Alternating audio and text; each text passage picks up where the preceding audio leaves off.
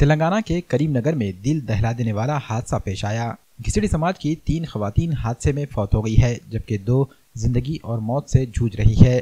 करीमनगर की एक सड़क पर अपना कारोबार कर रही इन खवातीन को एक तेज रफ्तार कार ने कुचल दिया। सड़क किनारे कारोबार कर रही 5 खवातीन में से 3 मौके पर ही फौत हो गई, जबकि 2 को शदीद जख्मी हालत में अस्पताल में भर्ती किया गया है। वंचित बहुजन आघाड़ी नांदेड़ की जानिब से जिला कलेक्टर नांदेड़ को एक मेमोरेंडम सौंपा गया, जिसमें हादसे का शिकार खवातीन के अफराद खाना को एक्स ग्रेशिया देने और इन्हें कारोबार के लिए मुस्तकिल ठिकाना फराहम करने की मांग की गई। शरदीय नेते बाला साहब अम्बेडकर इनके आदेश अनुसार आज वंचित बहुजन आघाड़ी नांदेड़ की ओर से जिलाधिकारी साहब को एक निवेदन गया है।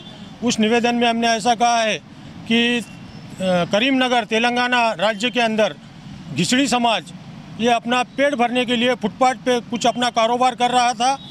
एक सोची साजिश कर एक गाड़ी वाले ने उनको उड़ा दिया। उसमें हमारे 4 बहनें जो शदीद रूप से ज़ख्मी हो गए और 4 बहनों का इंतकाल हो गया, यानी उनका मृत्यु हो गया। तो केंद्र सरकार और राज्य सरकार और तेलंगाना सरकार से हम ये अपील करते हैं कि वो जो कोई भी घटना घटी है, तेलंगाना सरकार ने उसकी CID के माफक जांच करनी चाहिए।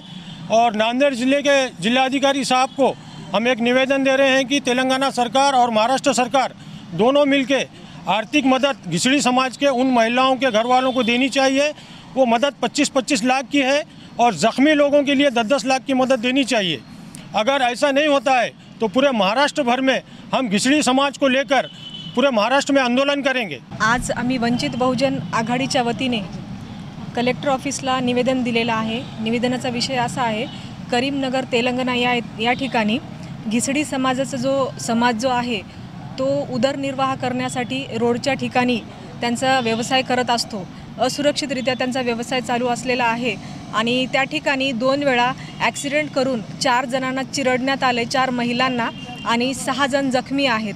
तर त्यांचा व्यवसाय खूप अनिश्चित आहे आणि सरकारने त्यावर कठोरात कठोर कार्यवाही करावी व त्याचबरोबर जखमींना 25,000 रुपये रोख रक्कम 25 लाख रोख रक्कम द्यावी व त्याचबरोबर त्यांना घरांची व्यवस्थासुद्धा करून द्यावी आणि जे काही जखमी वगैरे आहेत त्यांना सुद्धा 10-10 लाखांची व्यवस्था सरकारने करावी, असे आम्ही वंचित बहुजन महिला आघाडीच्या वतीने वंचित बहुजन आघाडीच्या वतीने इथे निवेदन दिलेलं आहे कलेक्टर ऑफिसला। आणि जर अन्यथा त्यांच्यावर कार्यवाही नाही झाली तर आमचा मोठ्या प्रमाणामध्ये मोर्चा आम्ही त्या संदर्भामध्ये काढू।